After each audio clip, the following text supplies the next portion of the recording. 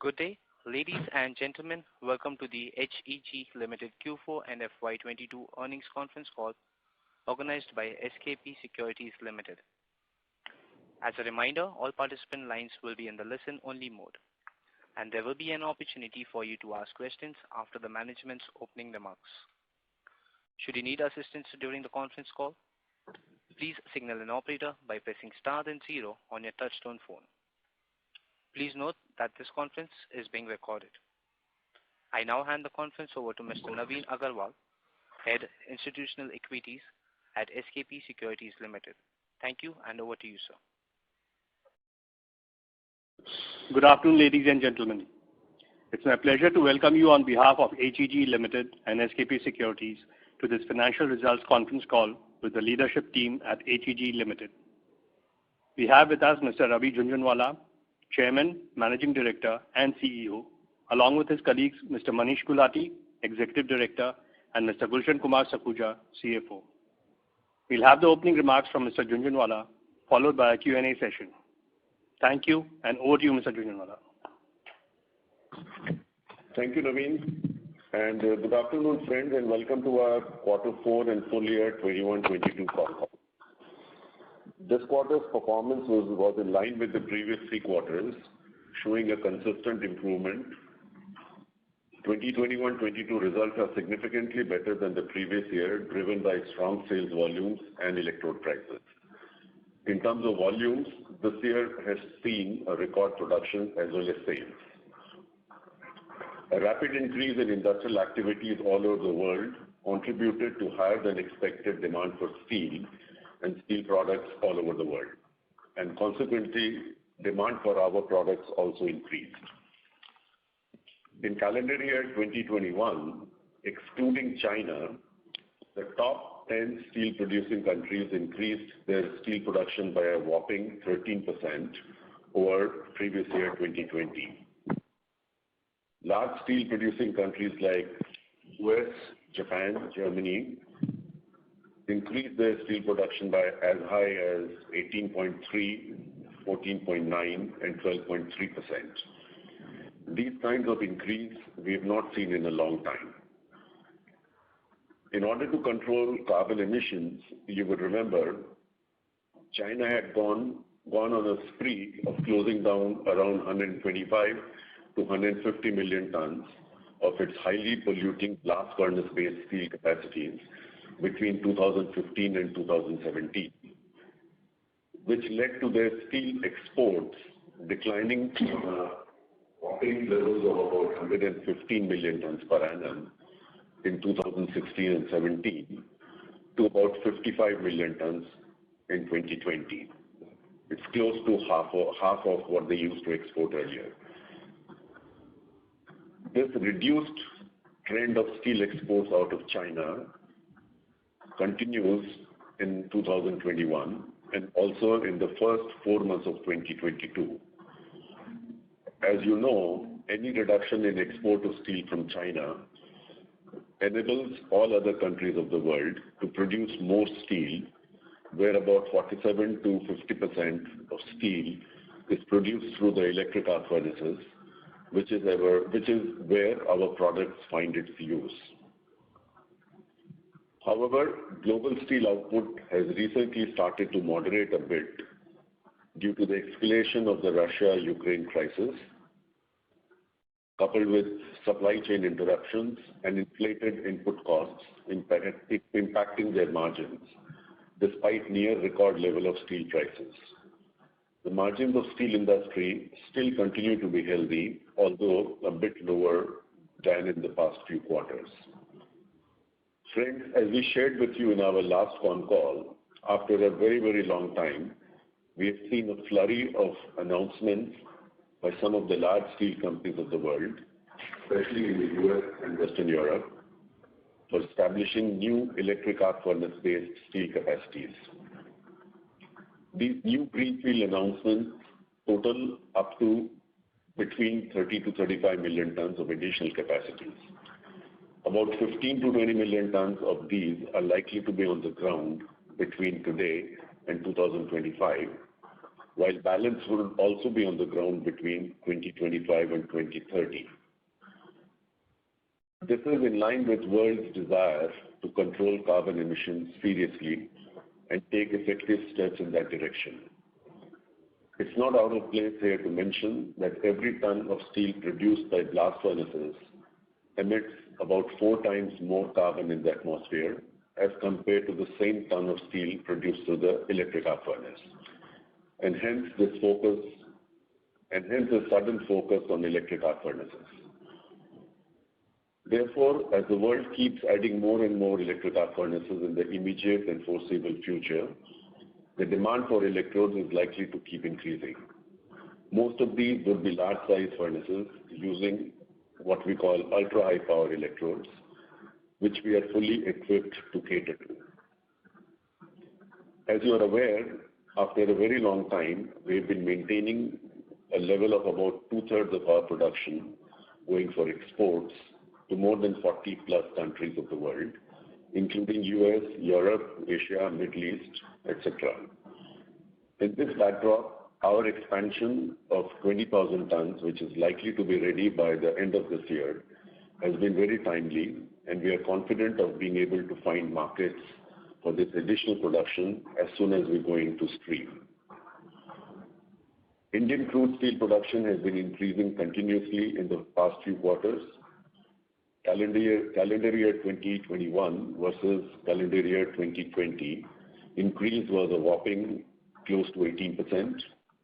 In January-March 2022, it further grew by about 4.6% compared to the preceding quarter of October-December 21. The steel industry in India has been in good shape, supported by strong demand from domestic consumption and also exports to various countries.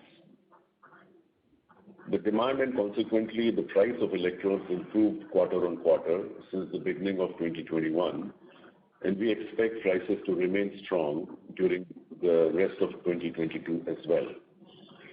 We continue to work at about 90% capacity utilization since past 3-4 quarters, and we expect to remain at these levels in the future. Needle coke prices also kept rising since the start of 2021 in line with electrode prices. Besides needle coke, prices of other raw materials and inputs also kept increasing. But as electrode prices have kept pace with this trend, we have been able to maintain our margins.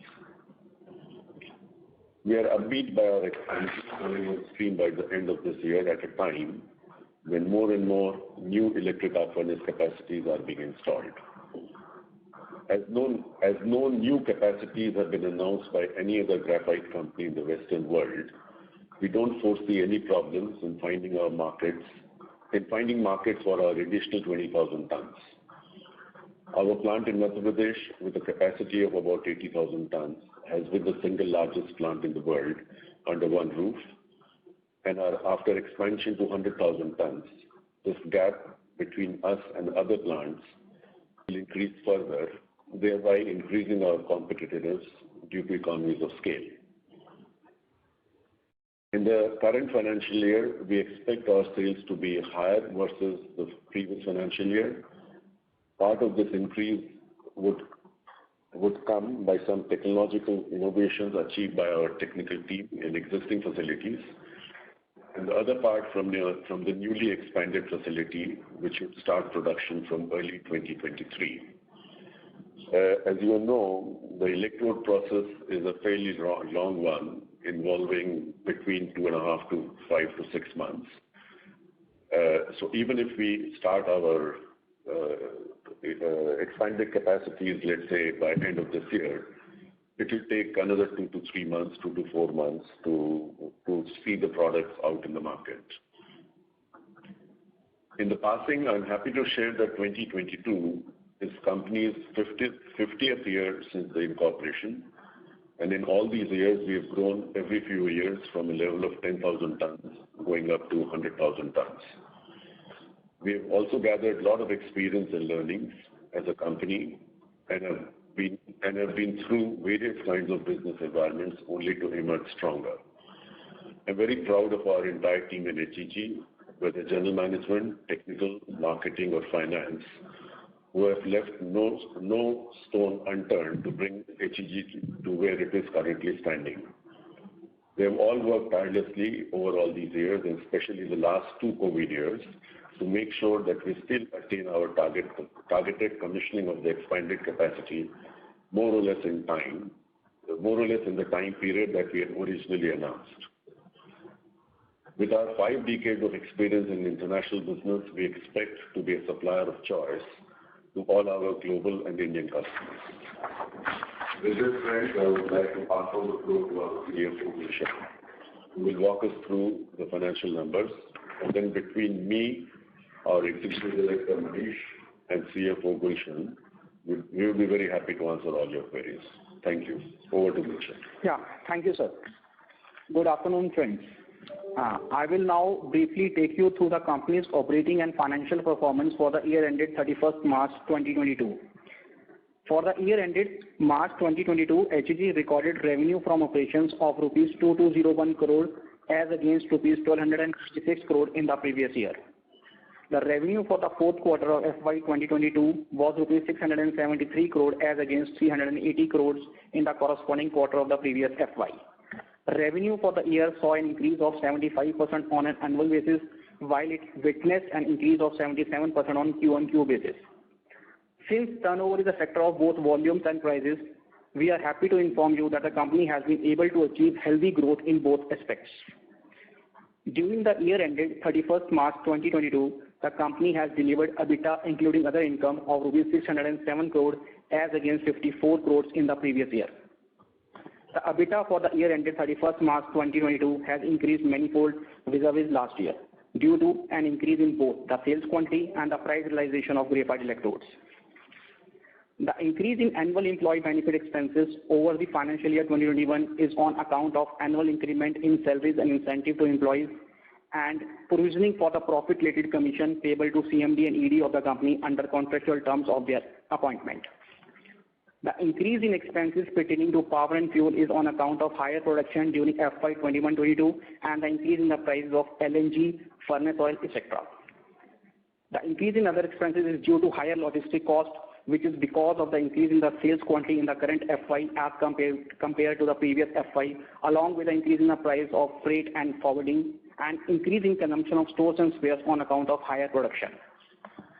In accordance with the provisions laid down in Section 135 of the Companies Act, the company has incurred expenditure on account of corporate social responsibility amounting to rupees 19.12 crore during the quarter ended 31st March 2022, rupees 5.3 crore during the quarter ended 31st December 2021, and rupees 30.65 crore during the financial year ended 31st March 2022, which has been included under the head Other Expenses.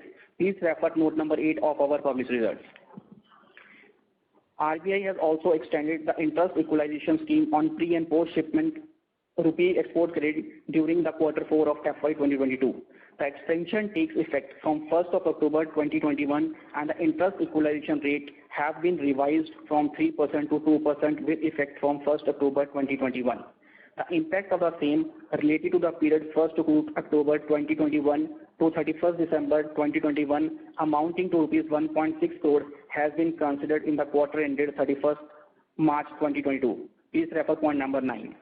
The company recorded a net profit after tax of rupees 391 crore in FY 2022 as against a loss of 25 crore in the previous FY. The company is a long-term debt-free and has a treasury size of approximately 1400 crore as on 31st March 2022, yielding an average return of approximately 6% per annum. The Board of Directors has recommended a 400% of final dividend, that is rupees 40 per share, which is subject to the shareholders' approval at the ensuing AGM. We would now like to address any questions or queries you have in your mind. Thank you. Over to Naveen. Thank you very much. We will now begin the question and answer session. Anyone who wishes to ask a question may press star and 1 on the touchtone telephone. If you wish to remove yourself from the question queue, you may press star and 2. Participants are requested to use handsets while asking a question. Ladies and gentlemen, we will wait for a moment while the question queue assembles.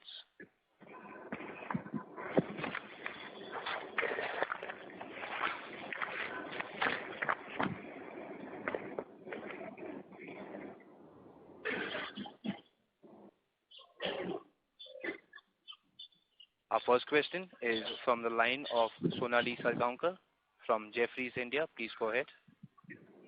So thank you for the opportunity. So my first question is regarding the price hikes.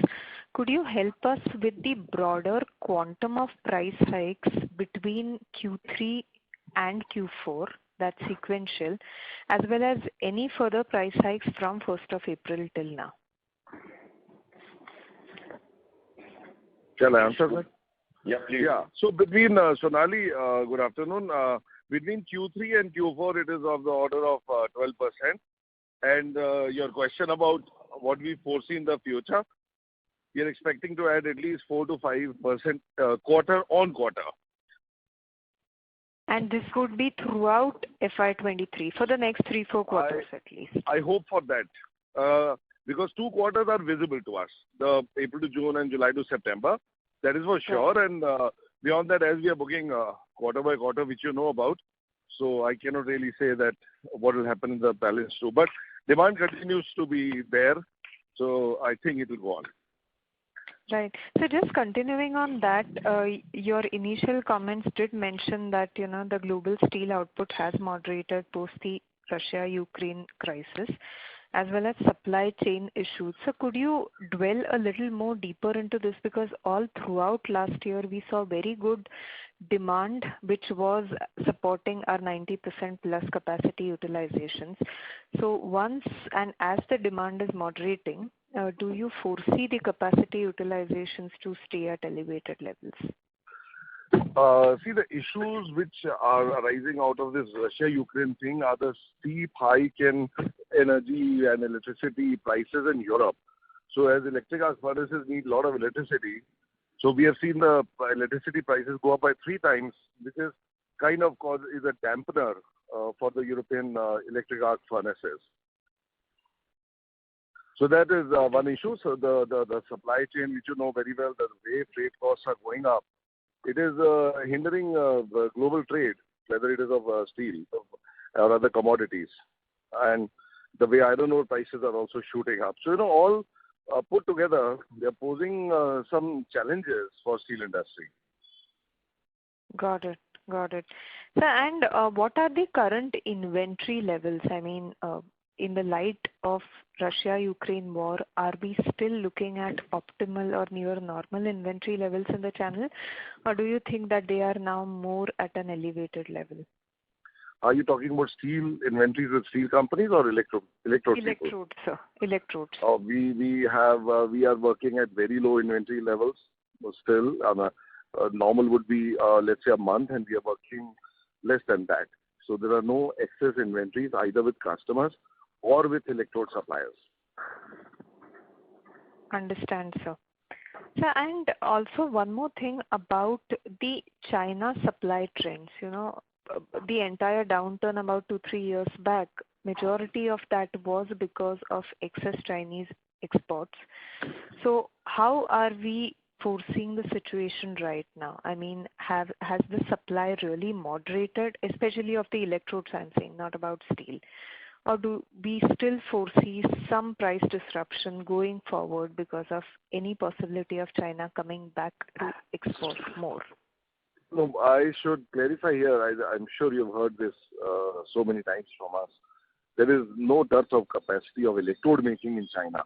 But what type of electrodes they are making and exporting to the rest of the world is mostly the high power variety, the lower grade electrodes, which are mostly used in ladle furnaces.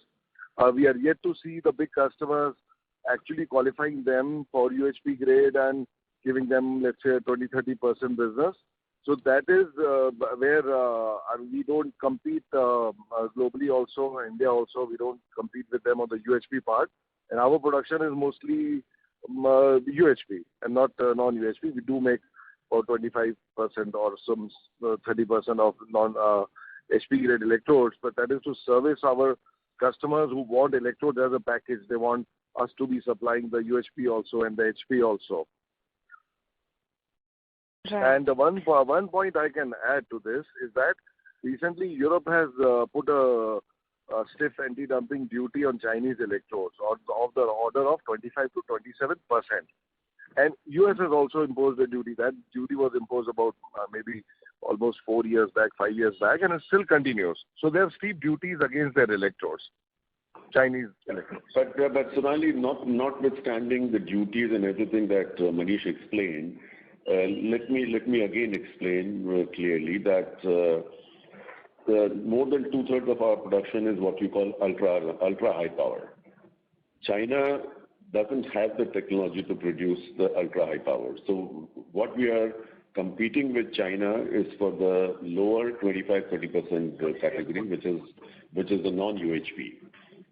And as most of the steel companies who need ultra high power, they also need 1/4 of that quantity, about that in that region, because they also have a small ladle furnace. So we produce that 1/4 of our total production in non-ultra high power, because all these companies don't want to go to too many suppliers to find electrodes. So generally, everybody will be buying in that ratio of 20/80, so 25/75 kind of a ratio of UHP and non-UHP. Right. So what percentage of our overall exports is towards Europe? I'm asking because you did mention that the electricity cost in Europe have spiked, which is leading to some disruption in the demand from EAF. So what exactly is the percentage of our exports to Europe? It is, without going into the specific numbers, it's very low. It's not a very significant number. Okay. So which are our key export geographies?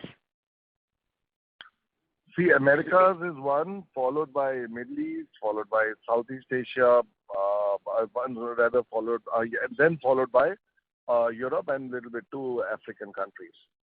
So we are pretty much in all the continents and all the major steel producing countries of the world. About 40 countries, I would say. Got it. So, and this 30 to 35 million new EAF steel production, which you talked about in your opening remarks, where is it exactly coming? About 15 to 20 in Americas, and the rest is in Europe. Okay. See, this is a new trend. I mean, I have been in this business for the last 45 years, and except addition of a couple of million tons every 2, 3, 5 years, I haven't ever seen these kinds of numbers. And these kinds of numbers are all serious numbers. And 20 million, 15, 20 million tons each in America and 15, 20 million in Europe. These are significant numbers in terms of steel making.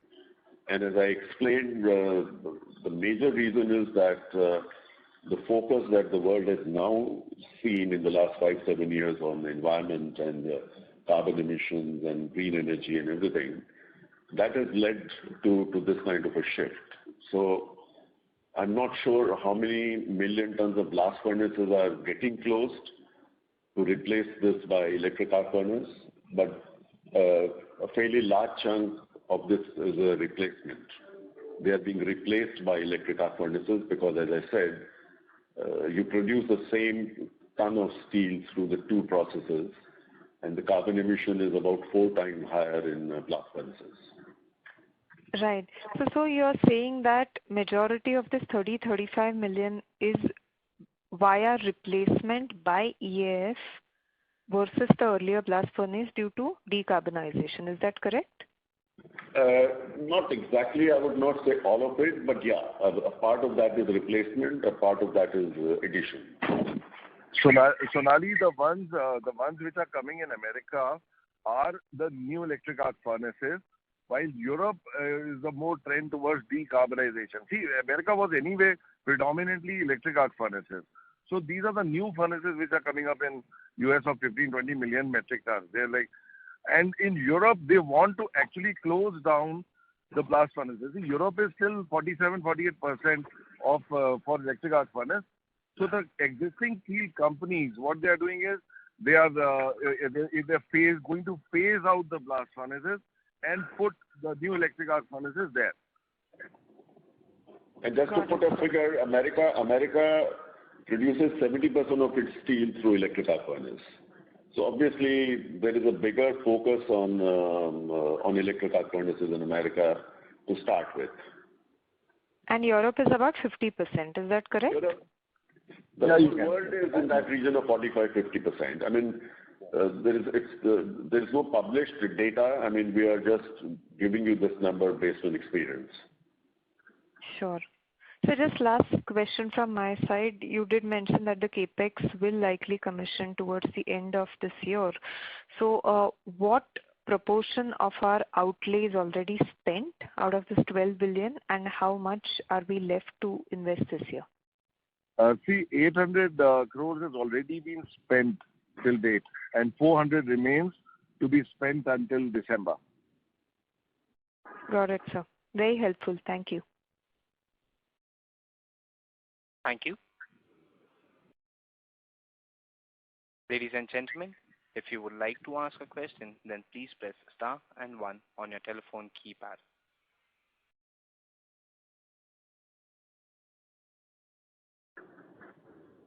Our next question is from the line of Rajesh Agarwal from Moneyore. Please go ahead.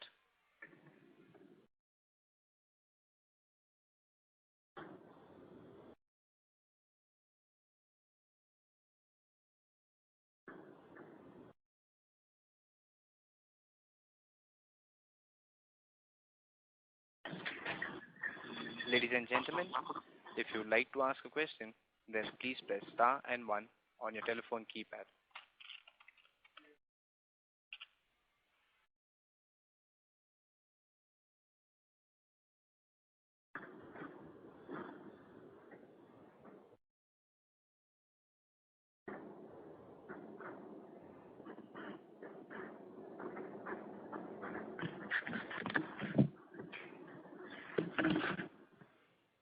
A reminder to participants, if you would like to ask a question, then please press star and 1 on your telephone keypad.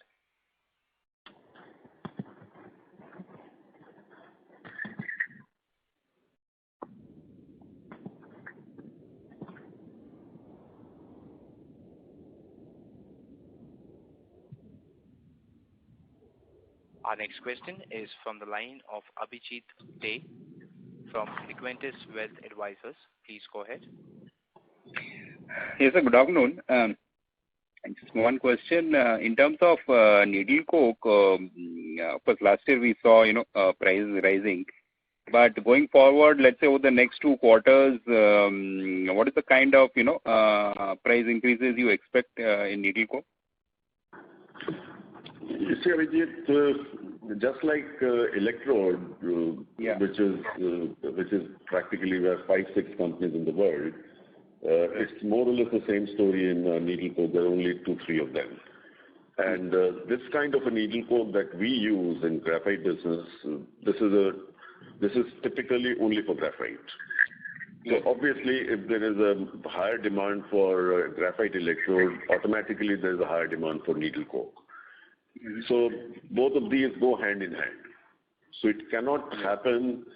There could be a lag of 1 quarter here and there, but normally we tag each other as wheels.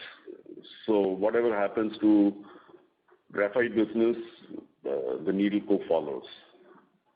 Right. But you don't see something like what you have seen, 3 or 4 years back, that graphite electrode, the movement in graphite electrode prices basically leads needle coke prices. I mean, the spreads improve. That scenario, do you expect to see this year or next? No, I didn't get your question. What scenario? As I said, if graphite prices will go up, needle coke prices will certainly follow. It's a matter of 1 or 2 quarter lag. Okay. Now, I was asking the spreads, the price of graphite electrode minus the price of, the needle coke. You don't see that going up materially? No, I'm not saying that. I mean, obviously there is a correlation between the two, but it is never an exact correlation. So a couple of quarters here and there, it will catch up. Okay. But obviously, what we are basically saying is that demand for electrode is very strong, and as we have been saying that for a very, very long time, we have been somehow concentrating on exports. every year our export is about between 65 to 70% of our production. So although we don't see too many new electric arc furnaces being established in India, but we already spoke about this number of 35 million tons, which is on the anvil in the whole world. And we have been there for last 30-40 years in all these 30-40 countries. And most of these new investments are coming at our customers who are already buying from us. So it's just a matter of adding a little bit of market share with the existing customers.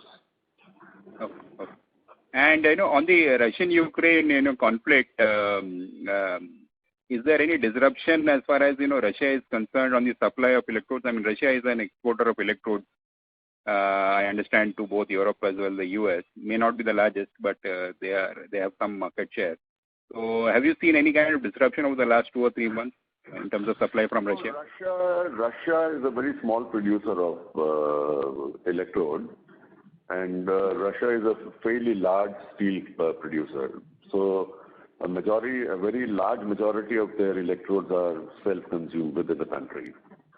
So to the extent that they must be exporting a little bit to Europe, but it's not worth. It's not a quantity which can be disruptive to anything. It's a very small quantity. It has always been a very small quantity.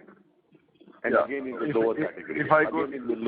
Again in the low category, the non-UHP. Okay. Yeah. Okay. Yeah, if I could add to what Chairman said, this Russian supplier of electrodes was exporting some quantity, and at the same time Russia was importing some. With this, both have stopped. So they were like exporting some low quality electrodes and importing, their steel companies were importing some high quality electrodes. So net, now they have to make do, they can neither export nor import. So they have to make do with whatever is available locally, in whatever quality they can get. They have to manage with that. Okay. Right. Thank you very much. All the best. Thank you. Our next question is from the line of Pranav Jain from HDFC Securities. Please go ahead. Good afternoon, sir. Thanks for the opportunity. Sir, can you help me with the production and sales volume for Q4 FY22 and for the whole financial year 22? Yeah, we are at 90% capacity utilization. That's the figure you can take. Okay, so you don't provide the numbers in terms of production and sales? No, not at all. I mean, this is completely out of order. In fact, against the guidelines also when we appear for this interviews, the exact figures are not supposed to be given that. Okay, sir. Okay, thank you so much. Pranav, I'll just like to clarify here that if you have been tracking graphite business for a long time, as I said, it's a very long drawn process. I mean, the easiest product takes about 2 months to produce, and the most difficult one takes between 5 to 6 months to produce. Okay. So in our kind of industry, which takes so long to convert the needle coke into electrodes and then go out in the market, there are 4 or 5 very, very distinctly different processes in this period of 2 to 5, 6 months that I'm talking about.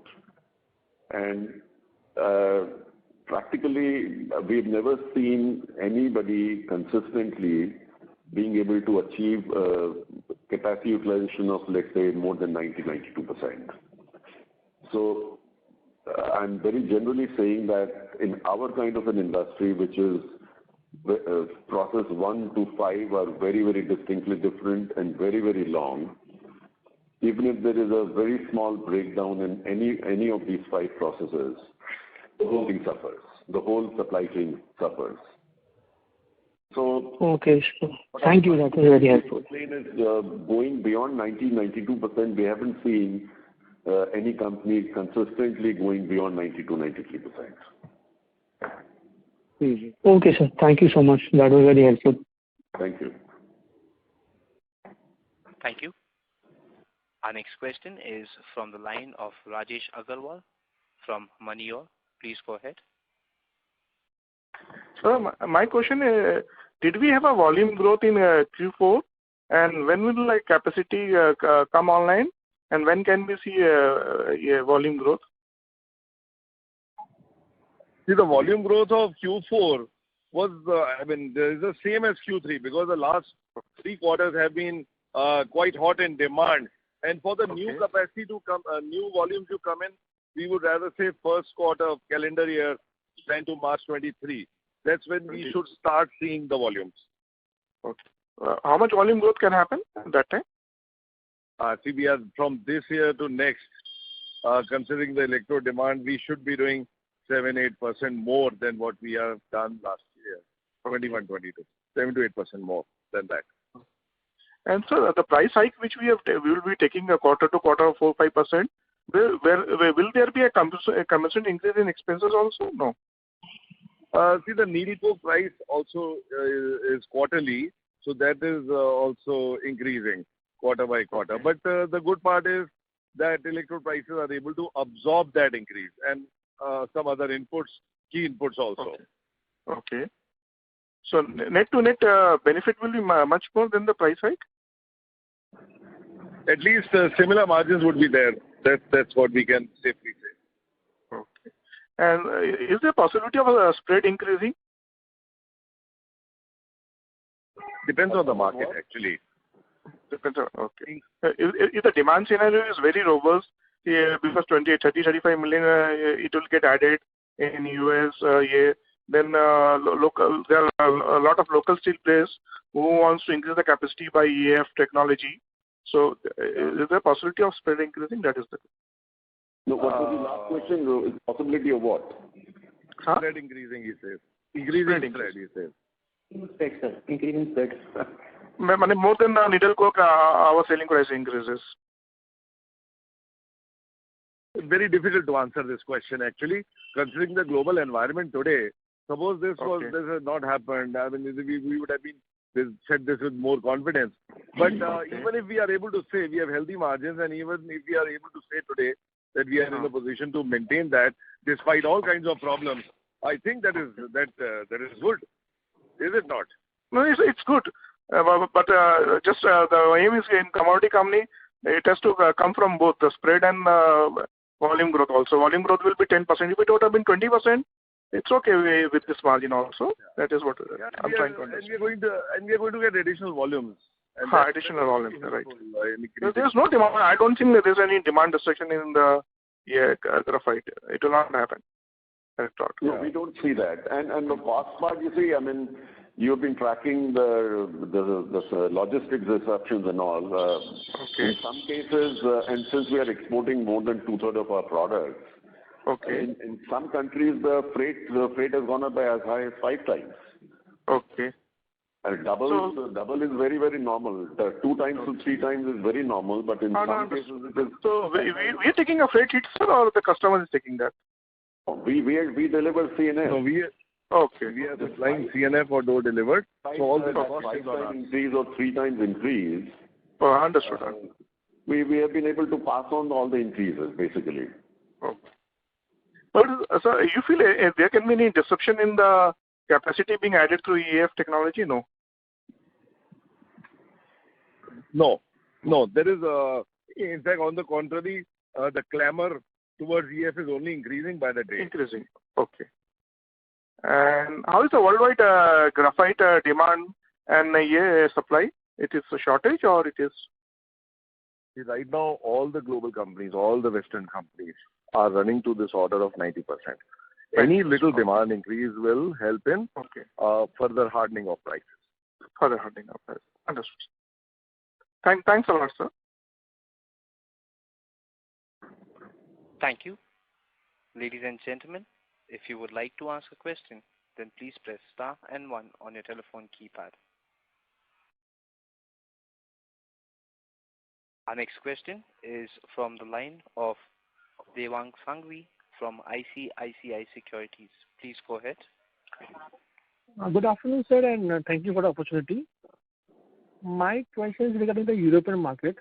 European market is currently 45 to 50% EF based, and we expect another 15 to 20 million of EF capacity coming online. So this 45-50% share can go to 60% plus in the next 3-4 years? Yes, obviously, when this gets added, it will increase the share of EFs. And they're doing this decarbonization. If you look at the total world production of steel, it's like somewhere in the region of 900 million to, let's say, 950 million, something like that. Right. So if you calculate mathematically between 45 to 50% in electric arc furnace, and then you add another 30 million tons. So it's a substantial change, substantial number. And basically, the other way to look at it is with 30 million tons, whenever it gets added, obviously it will happen over the next 2, 3, 4 years. Some of this is going to happen within this year. I mean, I don't want to publicly give the numbers on the table. Out of this 30 million tons, some of it is coming within this year, within the next 9 months. Some of it is coming in 2023. And then in the next 5 to 6 years, all that is going to be on the table. So the demand increase for electrode could be anywhere in the region of between 40 to 50,000 tons. If you take 1.5, 1.6, 1.7 kilos per ton of steel on 30 million tons, 35 million tons, the demand increases is going to be in that region of 40, 45, 50,000 tons. And no new capacities have been announced, at least up till today. So the only increase which is happening in the graphite industry in the world is the 20,000 tons that we are adding by the end of this year. And again, to remind you, we had taken this decision and it's a brownfield expansion. It's not even a greenfield. And we had announced our intent to increase exactly in October of 2019. Yes, sir. So a company which has gone through 6, 7, 8 expansions in its lifetime, we have taken about 3.5 years, 3.25 years, just to add 20,000 tons. So what I'm trying to impress is that even if somebody was to announce an expansion today, it's a matter of anywhere between 3 to 4 years. Right. It's not, basically what I'm trying to impress is new capacities, even in a brownfield case, is a very long drawn process. Right. So demand supply dynamics will be strongly in favor of demand for next 3, 4 years because demand is there and there's no specific new capacity coming on stream. Extra hours. I can only put the figures. I'm hoping what you're saying is right. True, sir. True. Secondly, this European market, it was seeing some challenging times because of the electricity cost, as you have highlighted in the opening remarks. Has you seen improvement in last 15, 20 days, or it is the same thing? Last 15, 20 days, I don't think anything has changed in 15, 20 days. No. Closer to a month, I was just maybe highlighting. If there's a utilization improvement happening in Europe after not a good April and March because of the energy cost, or maybe first 3, 4 months because of the energy cost, and some improvement happening next, let's say, last a month or so, or still the challenging time continues. I just want to take your view on the same. Can we see improvement in Europe happening next 3, 4 months, or it is still difficult to call? Manish, would you take this question? Yes, sir. Devang, this electricity cost, the prices for them are still at a very high level. Of course, they are not sustainable, and of course, they will come down with time. But right now, they continue to face that challenge. So we have seen the customers who had placed orders on us, request for a pushback. Anybody who needed electrodes in June now wants in July. The July guy wants it in August. So it's a pushback of orders because they're not operating electric arc furnace to the full extent they can. They operated off-peak hours, and peak hours, the electricity prices are way too high for them. But all this is going to be temporary. Nobody's going to pay those kind of electricity prices, industry or domestic. They're just completely unsustainable. So they will probably cool off in the next 2, 3 months, and the long-term trend of electric arc furnace will always be there because they are very cautious about it, and I think the best efforts are being put in Europe to decarbonize. My point is same only that these costs are very high and probably will not sustain, and maybe demand can make a comeback. See, the carbon cost, has gone up from $28-30 to almost $90 today. So who is going to pay that carbon cost? It completely eats away. So eventually it will be restored. It's only temporary that electricity prices are so high that they are, kind of operating the electric arc furnaces less than capacity. Right. And my last question is on the recent export duty on steel exports. What is your take on the same? Is there any demand impact or? In India, Devang, India, despite producing 120 million tons of steel, no more than 30% is produced from the electric arc furnace route. So yes, it is a dampener for these our steel customers, but government is trying to do whatever it can to control inflation. So I believe this is also temporary. Nobody puts export duty like this. I mean, they will also be taken off once the domestic market cools down on prices. And we are anyway, as Chairman said, 2/3 is we export to 40 countries. So we won't see as much impact. Right. And that's all from my side. Thank you very much for all your answers and all the best. Okay, Devang. Thank you. Thank you. Ladies and gentlemen, if you would like to ask a question, then please press star and 1 on your telephone keypad.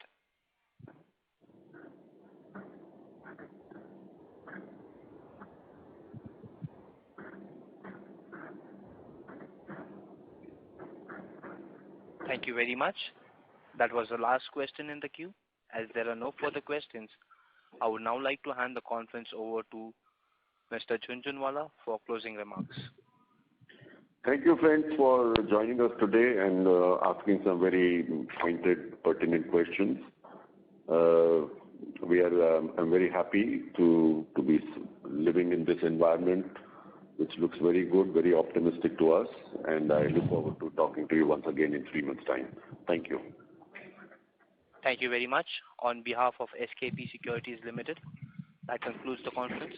Thank you for joining us. You may now disconnect your lines.